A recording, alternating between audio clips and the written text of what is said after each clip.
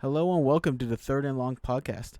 I am your host, Mason Rooney, joined by my co host who hates kickers more than anything else in this world right now, Cody Starrin. Say hello, Cody. I love how we start off every episode with me hating something else. Yeah, it's kind of the new thing now. I just had to think of something for next episode. But, Well, you nailed it this week. yeah. Oh, I know I did. Today's episode, we're going to be going over week 2 of the NFL season and talk about Thursday Night Football, which is a game probably no one really cares about. I mean, was it Houston, Carolina? I think that's Yeah. right. Yeah, who cares about Houston, Carolina? Davis Mills' mom. You know what? You're right. Except Davis Mills' mom. Davis Mills' mom is super excited for Thursday Night Football. Her baby boy gets to start in a actual primetime football game. I bet she's the proudest woman in this planet right now. Anyway, let's get into the Week 2 NFL recap, shall we? Yeah. All right, let's start off with Las Vegas versus Pittsburgh. I don't know if you watched much of this game, but the Raiders are actually really nice with it right now. Raiders are really nice with it. And that I did notice that Steelers' defense is just not the same without TJ on the field. Yeah, I was telling my dad about this. Like, good thing he got paid now. Now he could get hurt. It's messed up, man. But yeah, I'm not saying it. I'm just saying, like, if he were to get hurt before he signed that contract, I don't think he would have gotten nearly as much. He probably would have. Has no leverage at that point. Yeah. But, that offense for the Raiders is actually looking really nice. I think a lot of people had written off Henry Ruggs as, like, another, I don't know how to put it, not good player for the Raiders drafted in the first round after already 1 year. But he had himself a hell of a game this week. He could be really good. You just got to develop something other than just speed. Yeah. He's always been noticed and recognized. His game's always been reliant on speed. And if he can become an elite route runner or something else other than just that speed receiver, I think he'll end up being a super good wide receiver one for the Raiders. Yeah, I think he could be. Like, I know in week 1 we saw John Gruden just only dial up plays for Darren Waller just by, I think he had like 13 targets in like the first quarter, or for at least the first half or something. And like I was thinking like, man, imagine having Henry Ruggs and just not being able to develop plays for him. He has unmatched speed, on at least in terms of no corner should really be able to cover him in a one-on-one. Now unless they got Tyreek Hill. Yeah, I meant like at corner, but there's no one that should be able to keep up step for step with Henry Ruggs, and I'm surprised they don't run more like sweeps or screens with him. Right. I mean, Like, that's wasted opportunity. yeah, I think you need to get Ruggs the ball and let him try to create himself his own space, or develop plays that will free up Henry Ruggs so you could just burn by everyone. Like that one touchdown pass, he just sped past the defense. So. Oh yeah. You remember when Percy Harvin played for the Vikings? Oh yeah. He'd be a really good Percy Harvin type player for the Raiders. Yeah. I mean, even when Seattle traded for Percy Harvin, they used him. Granted, he only played like 4 games, I think, with Seattle. He ain't too bad of migraines. Too much. Stay off the weed. Nah, but like, when he did play for Seattle and not doing just returns, Seattle would run like jet sweeps and wide receiver screens for Percy Harvin.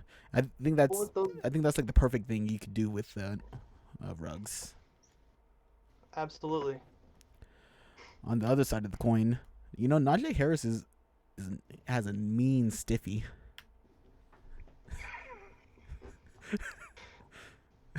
Oh. He stiffs everybody. Oh, he gave Jonathan Abram the meanest stiffy of the year so far. Just reached out there and stiffed him. Absolutely, hit him with the hardest and meanest stiff.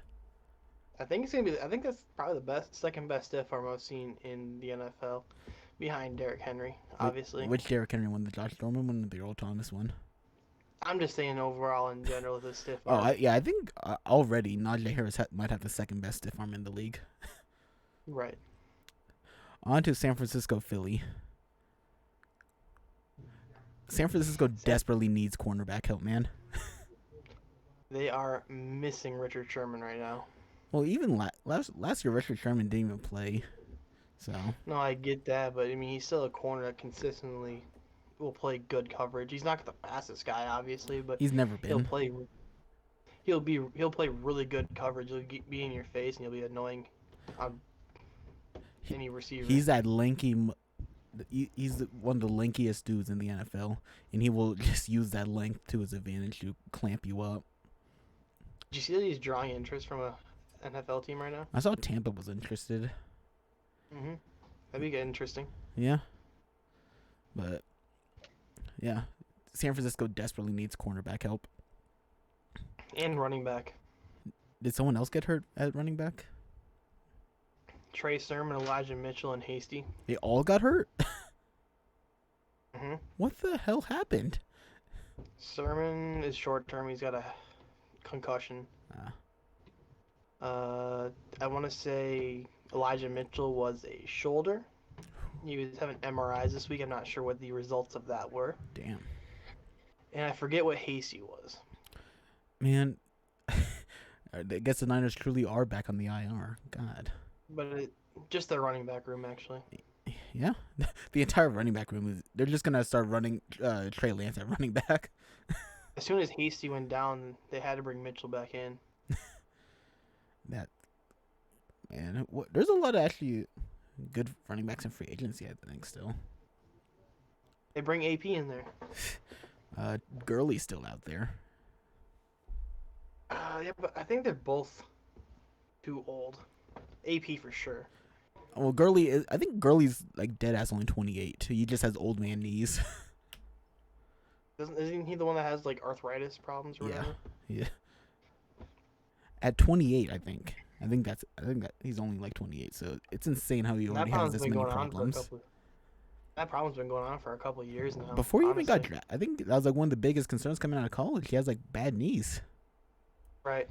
So I was like, yeah, they need depth at running back and corner because boy, it is not looking good for them. On to Houston, Cleveland. You know, Tyrod has to be the most unlucky person in the entire NFL, man. What was it? Just a hamstring? Yeah, but he's going to be missing a month due to it. Damn. So, yeah. He was playing really good football, too. Yeah, he was. I mean, he looked like he could be that guy for Houston if Deshaun can never come back. I mean, Tyrod Taylor has always played really good football. He just always gets hurt in the worst situations. Yeah, it is extremely unfortunate that this man always gets hurt. I mean, he was playing good in Cleveland, but when he got hurt, that's when the emergence of Baker Mayfield came up, and obviously you're not going to re-bench your, what was it, number 2 or 3 overall pick? He was number 1. Was he number 1? Okay. Yeah. But still, you're not going to bench your number 1 overall pick for Tyrod Taylor when he comes back when your pick's playing good. Yeah. And then he went on to the Chargers. He got his lung punctured before the game of week 2. I know. It wasn't even his fault, and then Herbert steps in and lights up the entire league. I mean, I don't know if you're noticing a pattern here, Cody, but Davis Mills' time is now. I'll believe it when I see it. You'll see it this Thursday, where Davis Mills throws for 5 tutties on this Carolina defense. The difference between Davis Mills and Herbert and Baker is Herbert and Baker were number 1, like top front half of the first round picks, and they both played for Power 5 schools. Okay. Well, Davis Mills played for Stanford. Yeah, I was going to say. He played for Stanford, but still Stanford football is nowhere near what it was when Andrew Luck and who's the guy after him was. Who was the guy after Andrew Luck? Yeah. I don't know. He wasn't anything special either, but he was decent. Yeah. But Davis Mills is going to lead the charge. I mean, honestly, at this point, who's offensive rookie of the year? That's be Najee Harris, At this right? at this point, I'd say Najee Harris. Yeah. Because none of the QBs have played well. Well, Mac Jones has been playing good. He hasn't been playing great. Trevor and Zach are going through their own team problems. Justin Fields and Trey Lance haven't really been given the chance yet. That's going to change probably next week. With at least Fields. Kyle Pitts hasn't done anything in Atlanta yet. None of the receivers have done exceptionally well, at least. Yeah, I think at this point, offensive rookie of the year has to go to Najee Harris, but it's not by anything convincing. Right. Because I think the best receiver so far has been Devontae Smith, and he just had a really good week 1. I mean, so did Jamar Chase, and I think they both had really good week 1s. They didn't really do anything week 2. Right. Waddle really hasn't done anything in Miami, at least. I don't pay attention to Miami. I don't know about you. I don't think Miami pays attention to Miami. That's fair. But it's there's no clear front runner 2 weeks in. Oh, I mean, the clear frontrunner is Najee Harris. Yeah. But only by default, just because no one else has really done anything. Right, no one's competing. Yeah. So, yeah. Denver, Jacksonville. Last week we played that guy or Bye-Bye. I think Teddy is 100% that guy. Teddy Bridgewater has always been a good quarterback. He knows how to win football games. And he's finally getting a chance to consistently do that here with Denver with a solid team around him. Absolutely.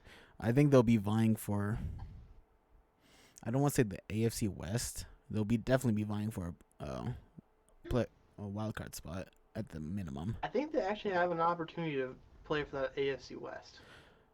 Yeah, probably. I just think the Chiefs are just going to run away with it at some point during the year. I mean, yeah, but they got killed by or not killed, but they got beat by the skeletal remains of the Ravens. I mean, you say that, but Lamar Jackson had himself a hell of a game. Yeah. But Teddy Bridgewater has himself a hell of a game. But are you really trying to compare Teddy Bridgewater and Lamar Jackson right now? No. All right. And while we're on that, Bridgewater is completely refixed. He's ready to go. All right. And while we're on the topic of that well. guy or Bye-Bye, Urban Meyer is 100% not that guy. Oh, he's not that guy, pal. I'd be surprised if he lasts a full year. Actually, I wouldn't be too surprised, but I'd be surprised if he's back next year. They're going to give him the whole season. Then they're going to sit him down, show him an 0-16 or 0-17 record and say, this is why you should have stayed in college. Yeah. I just don't know what the hell the deal is with Jacksonville. I don't know. It's so weird. They have an overrated quarterback. I mean, you look at what he has around him. He has decent wide receivers. His running back is decent. His running back is above average, top 15. He has barely an O-line right now. And that defense is still in shambles. Well, I'm just saying there's been quarterbacks that have still produced numbers with bad offensive lines. I mean, he's producing numbers. Lots of picks. Yeah. 5 picks in 2 games. Yeah. But I think...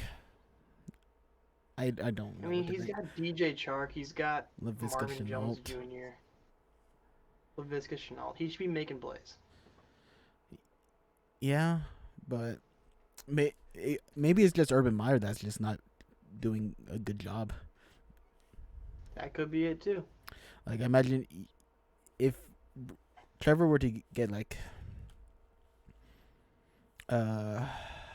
Bieniemy or the Buffalo OC, I can't remember his name.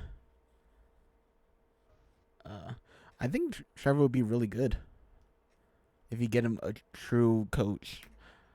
Granted, maybe Urban is that guy, but after 2 weeks in the preseason, he sure as hell isn't. He's looking pretty rough. Yeah, maybe it's just a college to NFL adjustment. He's got to start drawing up more plays, get Marvin Jones up into open a little more often because it seems like Trevor Lawrence likes going to him Yeah, so far at least. so far. Yeah. On to New Orleans, But Carolina. And boy, talk about a reality check for Jameis. he did a whole 180 this week. He did. Went from throwing 5 tutties with 148 yards to 0 tutties with 2 picks. So that is the I think cycle of it Jameis Winston. I honestly think it just speaks volumes as to how bad that Green Bay defense is. I mean, it wasn't. Granted, they were playing the Lions. It wasn't too bad this week.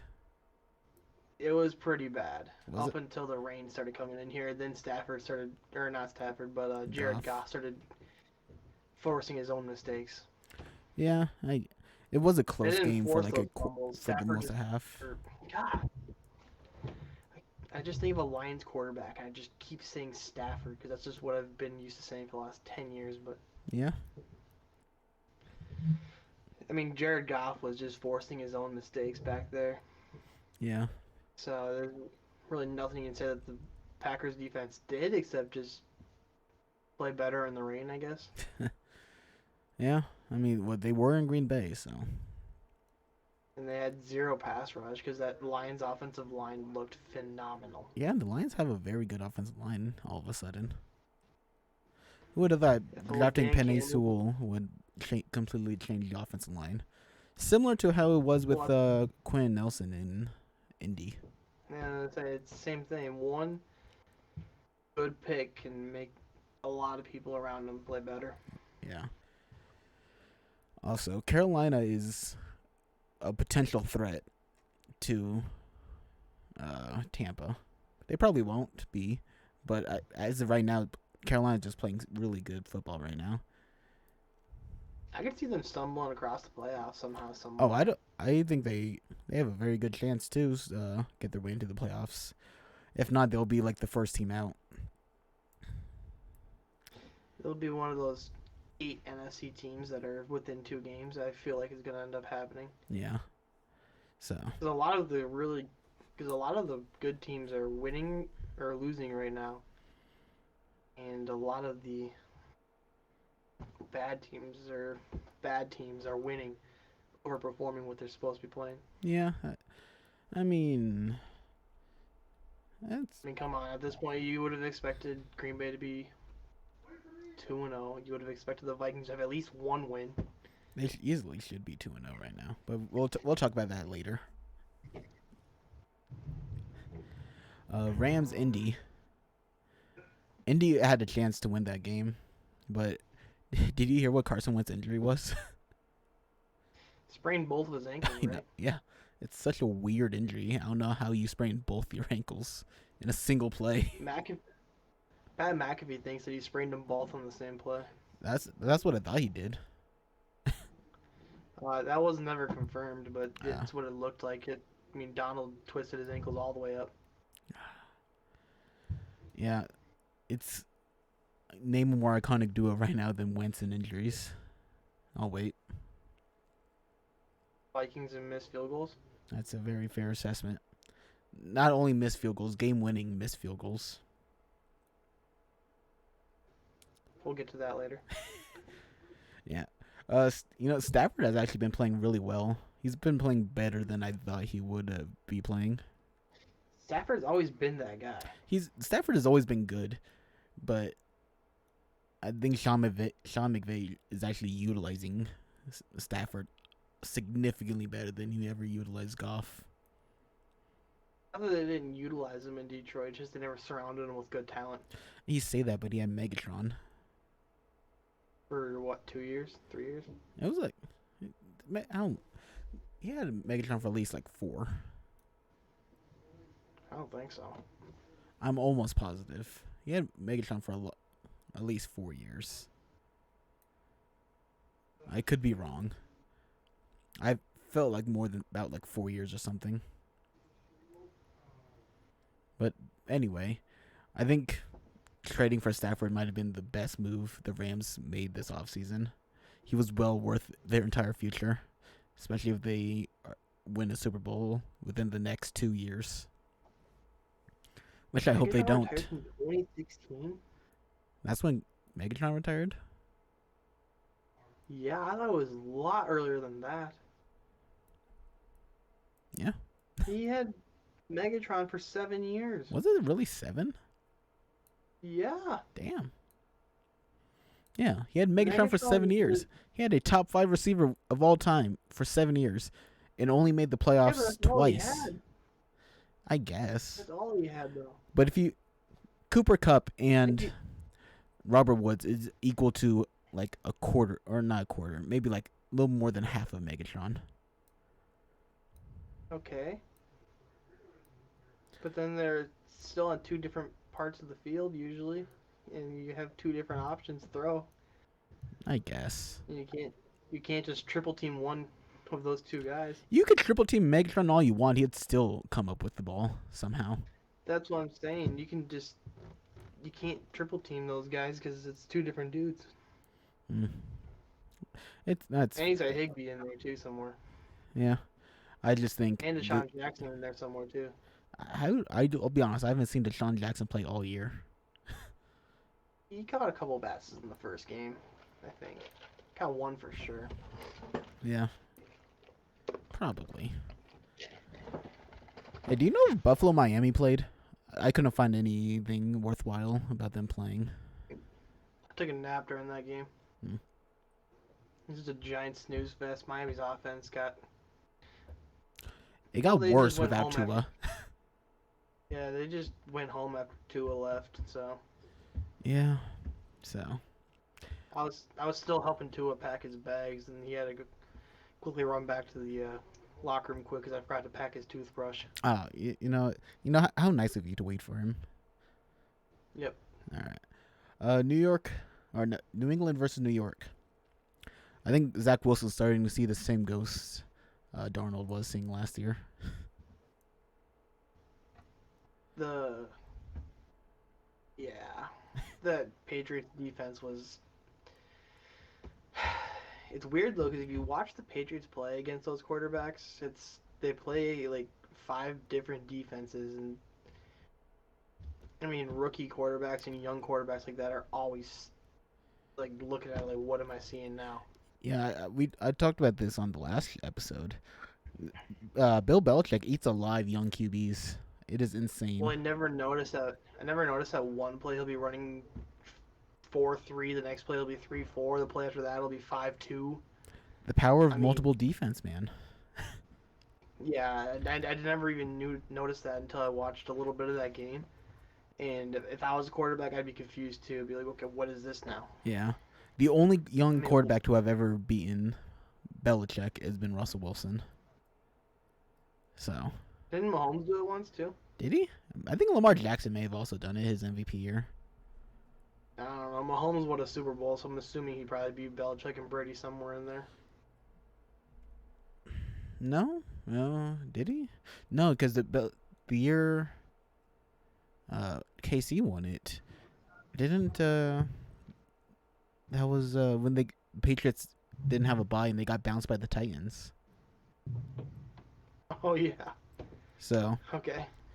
But the year Patty won MVP, he lost to Belichick in the AFC Championship. Okay, I stand corrected. I think the only 2 QBs who have beaten young QBs who have beaten Belichick have been Russ and Lamar. So. I think so too. And Lamar is just because he's not really. Lamar is just such a unique quarterback. You can't really prepare for him. He's such a strange talent. I mean. He's a unique quarterback. Is the best way. Is the nicest way without calling him straight up a running back. No, you cannot. You could. Lamar Jackson and Derrick Henry are literally might be the 2 most unstoppable players. 2 of the most unstoppable players. Because you can call a defense to contain Lamar Jackson in some capacity. This man will still gonna find a way. This man will break at least one man's ankles per play if he runs. Yeah, I mean, yeah, I don't know. That man's crazy. Lamar is so fun to watch. And it's crazy because he's got Lamar Jackson 2.0 right behind him. McSorley? Tyler Huntley? Oh yeah, is McSorley still in Baltimore? Or I don't think so. I think he got cut. oh damn it. Anyway, But hey, did you ever watch Tyler Huntley in preseason? I did. Also, why the hell are we talking about Baltimore? We still have games to talk about. We'll talk about Baltimore once we get down to their Sunday night game. Oh. Because we still, yeah, we just went on a huge tangent. Anyway, Cincinnati, Chicago. Fields is finally going to get his time, mainly because their hands were forced. And he still looked like butt cheeks this week. Yeah. I think maybe give him a week. You'll look better, hopefully, for Bears fans' sake. Judging based off the other rookie quarterbacks, I'm not too hopeful on that.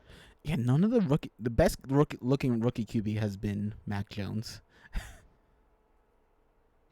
And that's because he's got a guru as a coach. Yeah, it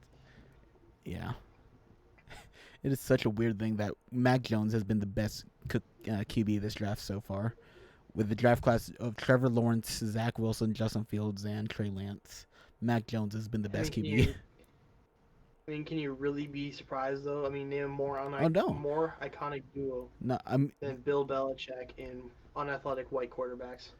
Yeah, I'm not saying you're wrong. I'm just saying Mac Jones. If you were to have told me before the draft Mac Jones is gonna be the best quarterback so far, I would be like, "Can I have some of what you're smoking?" I think I told you he's gonna be the fourth best, didn't I? Yeah, something like that. Because I told you Zach Wilson 1, Trey Lance 2. Yeah. Yeah. So. Also, Bears defense looks significantly better against bad teams. Yeah, I'm not gonna say it looks better because that Bengals offense isn't anything special yet. Yeah, but compared to Week 1, they look significantly better. So, I'll attribute that to the Bengals being not a good team right now. And it's not that the Bengals have bad players; it's just that they're so damn young. Yeah, they just need time to develop, and they will hopefully be some of the best players in the league in due time. For Cincinnati's sake, hopefully that's soon because there's gonna be a lot of paydays coming up here all at the same time. Yeah, yeah. They better hope these players start developing very quickly. And Trey Hendrickson might want to hurry up and get a few sacks before they ship him and his big ass contract out of there to afford a younger guy. Yeah, but hey, I never understood that signing. No, they just needed pass rush, and they thought he could be that guy. And so far, he has not proven to be that guy. You look at Everson Griffin because he used to be on the opposite side of Jared Allen when he was getting big sacks, and then when Jared Allen left, Danielle Hunter took over.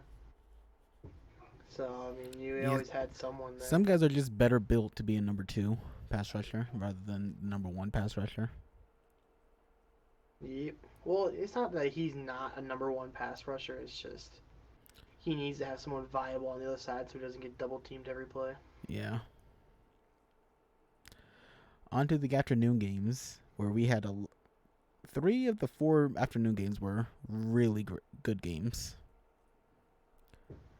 Let's get the bad one out of the way first. In Atlanta versus Tampa. I thought that Atlanta was going to make that game super interesting. They started getting into a shootout. Yeah, it looked like it was going to be a really good game. And then Mike Edwards happened. I was getting really upset because I was playing against Tom Brady in fantasy. And you never want to see someone try to get into a shootout with Tom Brady because Tom Brady will throw 7 touchdowns on your head. And then he'll go home and sleep tight knowing he just hung 63 on you. He'll be sure to kiss his sons goodnight. Yeah, on the lips. On the lips. Tongue kiss and all. But I'll ask you this. Do you think Matty is washed? Oh, Matty's done. You think he's done? I think he's done. You think they should have taken Justin Fields at 4 instead of Pitts? Do you think they should have taken a QB at 4 instead of Pitts? I don't want to say yes because Kyle Pitts is a very good talent. He's probably one that was the highest drafted tight end of all time. So. And he's not playing bad. I mean, he had what 5 catches this week or whatever. He had like 5 catches, like 70 something yards, I think. So he's not like he's playing bad. So I don't want to say take him instead of Pitts, but you had to have considered a little bit more than they probably did. Yeah, I mean, at this rate, it looks like this might be Matty's last year in Atlanta. If he continues on this path of just being complete dog water. Because they're going to draft Spencer Rattler #1 overall. Is that it? Yeah, I guess it's just a matter of who ends up with the #1 overall pick. I'll say there hasn't been like a standout college QB. Spencer Rattler and DJ Ugalele or whatever. But they haven't been like stand out. They haven't been like, oh man, yeah, that guy's for sure the #1 overall pick type player. This is gonna be a weak quarterback draft. Yeah, which is so weird because you have a lot of good names in this draft. Which is also really weird because if you really look at that big board, I mean that #1 overall pick could be someone totally weird.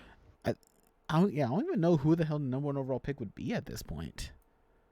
Like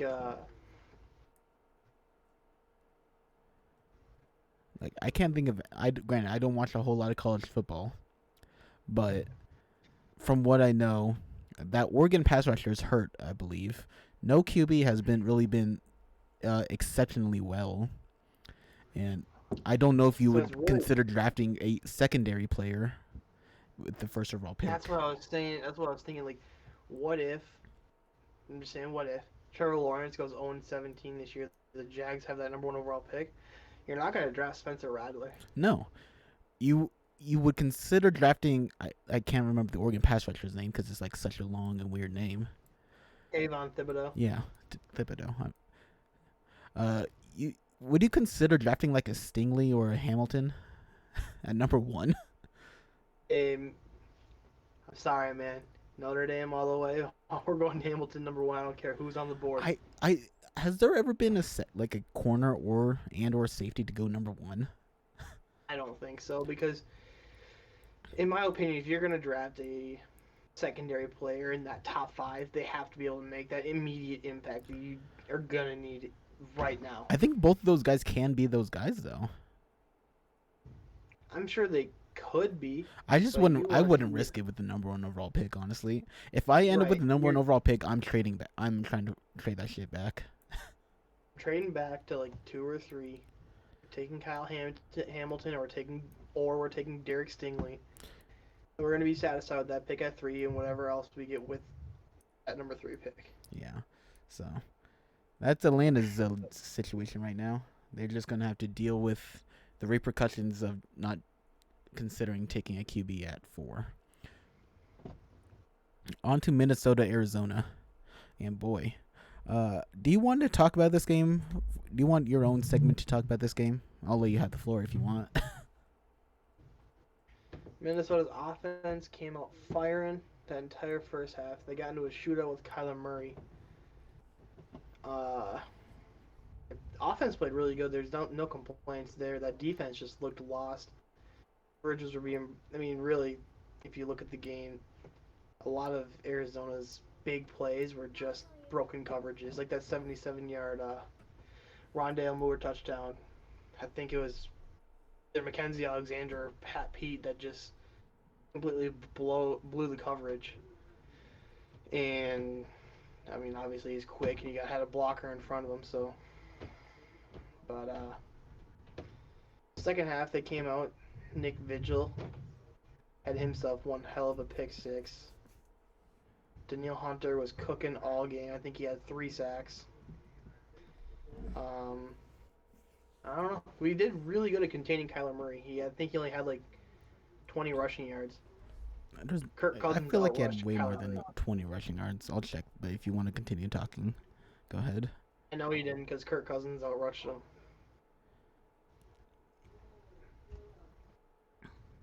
I think he had 23 or 21. Kyler at 31, and Kirk at 31. 35. Okay, there you go. Yeah. So So, you want to talk about the last play of the game? well, that would have been a very non-pressured kick if Greg Joseph would have just made all of his extra points, because then he could walk out on that field knowing that if he missed the kick, at least he's got overtime to fall back on. I mean, But a game-winning kick is gonna have pressure, a lot of pressure I know, but regardless. the pressure is immensely different. It's not. Yeah, it's not the same as I mean, if he winning the misses game that as kick, it is trying to break a tie to win the game. it's not like it was an overly long kick. No, I mean, it was he 37 drilled. yards, I think. I think he drilled a 42 or something like that earlier. And yeah, so he just makes his extra points. He makes his life easier. He misses that kick to end the game, then if we're still tied because you made all your extra points, then so be it. We'll just go win it in overtime. But he couldn't even do that. And Mike Zimmer made some very questionable calls along the way too. Like he squib kicked it with like 30 seconds left in that right before half, and you're giving Kyler Murray 34 seconds to get into field goal range from like the Arizona 40. I'm sorry, but it's too much time for Kyler to get 20 yards because they've got Matt Prater, and I don't know if you saw that, but he Oh, drilled a 62. yeah, I saw that. It was great. He smoked that 62-yarder. He's hit 64, so I don't know what Zimmer was thinking there. If it makes you feel any better, that was not the worst coaching decision of the week. No, but if you just kick that ball out of bounds and like they had Make him been drive. every other time, yeah, you at least get it at the 25 instead of the 40. Yeah. Extra 20 yards. Yeah. And instead of taking a 62-yarder, he's attempting a 72 to 82-yarder instead. Yeah, but And at that point, they're just gonna. would you rather have the Hail Murray or a 60-yarder field goal going down on you? I'll take my chances on the Hail Murray. All right, that's fair. I would too, but we've seen how Especially well with the Hail Prater at Murray kicker. goes. Especially with Prater at kicker, that's almost guaranteed to go in. Yeah, He lives for those 60-plus yarders. doesn't he holds the record? Doesn't he? Was like 65. 64. Is it 64 the record? Yeah. Yeah, so it makes sense that. But I will say Daniil Hunter is all the way back. Yeah, it sure seems like it at least. He didn't look quite right that first game, but this week he looked really good. Really strong. Kyler is definitely front runner of MVP. Do you agree? Unfortunately. On to Tennessee, Seattle. I'll let you have this one, Mason. Yeah. For the first half, I was excited because we had successfully contained Derrick Henry to 50 yards in the first half. I was like, all right. Yeah. I was like, all right, we got this. As long as we contain Derrick Henry, we got this in the bag. We're up by 15 plus at going into half. I was like, all right, things looking good. Offense hasn't been too great, but maybe halftime adjustments, or we'll be able to come out the gate swinging. And they sure came out swinging on themselves. That was. They had 110 penalties, 10 penalties for over 100 yards. And before I continue on about the penalties, the taunting rule is so fucking stupid. Oh my god. I don't know if you've been affected by this. I don't know if the Vikings have been affected by the taunting rule, but it is fucking stupid, this taunting rule. Did you see the NFLPA's tweet today? I did not. Let me find it. While you look that up, I'm going to continue to rant about how the Seahawks offense lacked zero creativity. It was like we were back in the Schottenheimer era. It was nothing like week 1 offense. It was just base 3 receiver, go deep. And as me and you know, as everyone knows, that's not how you win a football game. You can't just tell your receivers, "Hey, go deep." Like what? And this game went to overtime, and when the Seahawks got the ball, I don't know if it was Russ's decision, play call, or what. I hated the fact that Russ took 3 deep shots on first, second, and third down. I don't know why you would take 3 deep shots when you're backed into your own end zone, basically, and you're trying to hit the home run shot instead of just trying to, advance the ball a little bit to get out of your own end zone. Also, Derrick Henry is, as you know, Cody, I have a shit list of players I absolutely hate. Derrick Henry is now number 2. He passed Aaron Donald. No, Aaron Donald's number 1. He passed Jalen Ramsey. He did pass Jalen Ramsey. Derrick Henry, after one week, has moved his way up from unranked to number 2 on my shit list. You want to hear this tweet? Yes, please. For those who aren't a fan of the new taunting rule, we aren't either. Rules like this are adopted through a competition committee which includes 11 members, 10 selected by the commissioner, 1 NFLPA rep. All right. That was the NFLPA that tweeted that out? All right. You can't really tell, but yeah, it's the NFLPA. That it is dumb. That's a stupid way of deciding rules, too. I mean, Roger Goodell is simply saying, "Are you 10, since you agree with everything that I say, you guys are going to be the competition committee." And NFLPA, send me 1. Yeah. It is. Yeah, I don't know Should what be the a hell. 6-5 split. Even if it's 6 for the commissioner, 6-5 split. Yeah. Also, the game, we definitely should have lost that game. I don't know if you saw the Julio no call touchdown, but that was 100% a touchdown.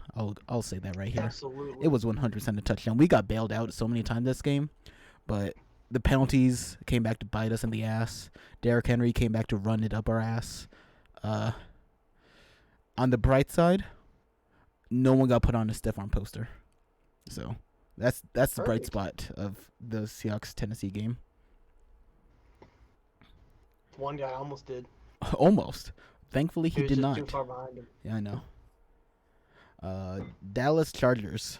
Herbert did not look good this game. Herbert didn't look good either. That's what I said. Yeah. And who would have thought Micah Parsons is just goated on defense, apparently. Micah Parsons is probably going to win the D-Roy this year. Oh, at this rate? Right, absolutely. I mean, Micah Parsons is all over that field. He's flying everywhere. He had to play pass rush, a defensive end this week, because they were so hurt. They were so, no one there. So, and he's good at it. Yeah, and he hadn't played it since high school, and he still worked whoever he was up on against. Dude's a baller. I know. He should win D-Roy this year. If I'm Atlanta, I wish I would have picked him. Yeah, I would. I understand why you take Kyle Pitts, because he's just such a generational talent. It seems, just in general, he's just a specimen. He's a freak of nature, and it's hard to pass that up. So I don't blame them for taking Kyle Pitts, but if it look right now, it's kind of looking like they should have taken literally anyone else. Nothing against Kyle Pitts. It's just Kyle Pitts was not a team need for them. Well, I honestly believe that the only team that really in that top 10 that really should have drafted Kyle Pitts probably would have been Miami. I know they got Gesicki. Looking at that top 10, I don't think there's anyone that really needed Kyle Pitts. No, and that's the problem. Any teams that needed Kyle Pitts needed a quarterback too. So. Right. Or just anything else. Yeah, I'm looking at the draft right now. Jacksonville needed a quarterback. New York needed a quarterback. San Francisco, they didn't need a quarterback, but they definitely didn't need Kyle Pitts. Cincinnati, they could have used Kyle Pitts, honestly. Detroit, no. Carolina really could have used Kyle Pitts. I think Carolina with Kyle Pitts would have been nice. You can make the argument for the Dolphins, and that's pretty much it. It'd be Dolphins, Bengals, and Panthers would be the only teams that would consider taking Kyle At the same Pitts. time, the Panthers had a greater need in corner. Yeah, I'm not. I was saying it wrong, but I'm just saying those would be like the three teams that would consider taking Kyle Pitts. Or even if the Cardinals could have found a way to trade into that top 10 or whatever, that would have been a good pick for them too. Absolutely. I don't think they would have. What would you give up for Kyle Pitts, hypothetically? You would obviously give up your first round pick at 16. Would you give up another first if it meant having the best tight end prospect coming out of college of all time? I mean, personally, I would. Yeah, I could definitely see that. Especially in Arizona's position where they're already winning football games. Yeah. I mean, they're picking at 16, and they're a very solid team already. Yeah. And then you want to throw Kyle Pitts into the mix there with Diop and Christian Kirk, and you've got yourself an offense. Yeah. We're off topic again. So, we'll get back to Dallas Chargers. There's not much to talk about there, though. I mean, Yeah. Greg the Leg came in clutch. Also, I'll say this right here on now. You could clip this. You could ship this. You could keep my receipts. I think Tony Pollard's a lot better than Zeke. Absolutely, I agree. Zeke just ain't it. He's not worth that contract. Zeke has not been it since his rookie year. If we're both being honest. No. Yeah, and it's always the kicker. The afternoon games was the game of kickers. Or lack thereof. Yeah. On to Sunday night, which was, what's up with every primetime game -2 has been a banger of a game. Minus who? The Detroit Green Bay, minus the 2 Monday night games. The Detroit or the Chicago Rams game. Yeah, in Detroit Green Bay. Every primetime game has been an absolute banger. Yeah, they're awesome. It's wonderful to see. It's good for football. It's great for ratings. People tune in to watch them. Yeah, and Lamar had his way on the ground this game. Absolutely. As soon as halfway through that third quarter, as soon as he put his shoulder into the defender and he didn't go out of bounds, I knew it was game on. Yeah. And boy, what a ballsy ass call to go for it on 4th and 1. But I completely understand the rationale. Go for the dagger. I respect the hell out of that call. You know how happy it made me that the camera went on to Harbaugh and he yelled, Lamar, you want to go for it? You want to go for it? I mean, when you have a quarterback of that talent, when you have a team that's been easily getting 1 yard all night, you go for it. When you have a quarterback of that caliber and you only need 1 yard, they can 99% of the time get it for you. Yeah. So I don't care if it's Aaron Rodgers or Peyton Manning or Lamar Jackson back there. They're going to get you that 1 yard. One way or another, yeah. That's why they make that massive amounts of money. Yeah. Well, not Lamar yet. He will get paid this offseason, though. Well, his is coming. Yeah, absolutely. I know it's coming. I'm just saying he hasn't got paid yet. They're smart. They're gonna let him play one more MVP caliber year. They're gonna give him that Patrick Mahomes money, and you think he'll get 50?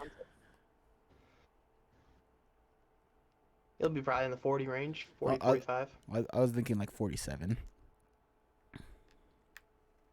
It'll be just below Mahomes, but it'll be for like. He'll be the second highest paid. It'll be 5 or 6 years too. It won't be the 10 mil or 10 years because scrambling quarterbacks longevity is not always as high as pocket passers. We say that, but Lamar has shown that he's incapable of getting hurt so far. I understand that, but granted, all it does is just takes one hit, so we will see.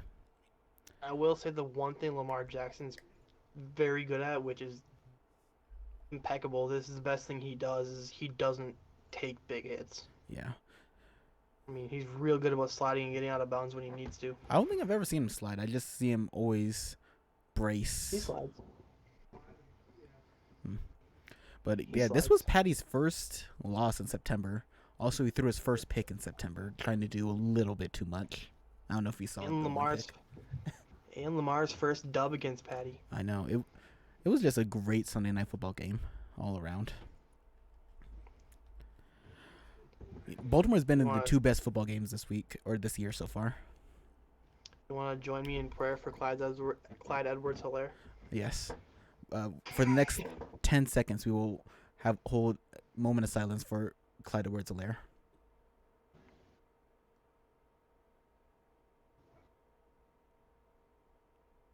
All right, that's good enough. And this commences the 10 seconds of silence for Clyde Edwards-Helaire. On to Monday Night Football, and boy, it was close, and then it just turned into a snooze fest. Oh, let's also give one moment of appreciation for Jason Owe. Oh, absolutely. He's a rookie. He came across that edge and just punched at that ball. Oh man, it was wonderful to see. He's And he goated. recovered it. Oh, he's goated. he's gonna have a nice career, it seems. Even if he doesn't, he got Lamar his first dub against Patty. Yeah. So. Because the Chiefs were gonna win that game. Oh, absolutely. Thank God he came around and smacked the hell out of that ball. But on to Monday Night Football, which, like I said, was close and then turned to a snooze fest. Then it started raining and the Lions just Fell apart. stopped playing well. They were made of paper mache and went away with the rain. Yeah. I mean, Jared Goff couldn't hold onto the damn ball. But on the bright side for Detroit, that offensive line looks chef's kiss. Absolutely. They got their guy in Sewell. So If there's anything that the Lions did well last night, it was protect Goff. and Goff paid him off a couple of times. I don't know if you ever saw that touchdown pass to T.J. Hawkinson. Oh yeah, I saw that. That was a thing of beauty. Yeah, absolutely was, especially from my fantasy team. And then on the other side of the ball, I mean, you have the Aaron to Aaron connection was alive and well last night. I like to call them Aaron squared, but Aaron squared. Aaron Rodgers just looks. He's all the way back. I mean, he's that guy. Yeah, for at least this year. He's reminding you as to why he's considered a top 5 quarterback all time. He made people remember that he is the reigning MVP of the league. So, I mean, he slings it out there better than anybody else. One game shouldn't define an entire season for a quarterback. yes, but that in everyone's defense, that one game was against, or he looked horrendous that one game. So. I know, but everyone has bad games. Yeah, but Ben Roethlisberger threw 5 interceptions in a game once. Well, that's Big Ben. He's nowhere near the nowhere near the talent of Aaron Rodgers. He's still a Super Bowl winning quarterback, though. Didn't he win 2 Super Bowls? Probably. Yeah. Besides the point. Green Bay's back. They still own the North. And Green Bay is just built so different right now after week 2. Absolutely. Let's quickly look at Thursday Night Football, which is probably going to be a snooze fest of a game because Davis Mills is going to beat the hell out of Carolina. So, I don't know what. There's really not much to talk about in this Thursday Night Football game because seems like such a boring game. If they put the over-under for 0.5 touchdowns thrown by Davis Mills, I'd genuinely consider taking the under. Yeah, I mean, I would not blame you because he came in for, I think it was the second half of that game. He didn't look great. No. So I'm hoping that maybe on a short week, makes it even worse that it's on a short week. But I hope that maybe reps with the starters boosts his confidence. Gets him into the right headspace and makes Mama Mills proud. We'll see. Yeah, I'm hoping. Mama Mills. I put $100 on Davis Mills winning Rookie of the Year. You did? No, I did not. I was gonna. You might want to go ask for $100 back. I'm not an idiot. Not But yet. yeah, we'll see. We'll see how Davis Mills performs on Thursday night. But I have Carolina winning handily. They just look so good right now. Sammy Darnold's playing well. The defense is playing well. And Houston, without Tyrod, is not a threat. So, Nothing more to be said. yeah. Anyway, thank you all for watching this episode of Third and Long. Be sure to like, follow, and subscribe on all our social medias. Down that way. Pointing down that way. Also, follow my socials up here. Also, Cody's over that way. To your left. Right. Other way. Yeah, right there. Follow Cody at his Instagram right there where he's pointing. And we will see you all next time. Say bye, Cody. Smash that like and subscribe button, baby. Yeah. Clap its cheeks. All right, that's it. Bye.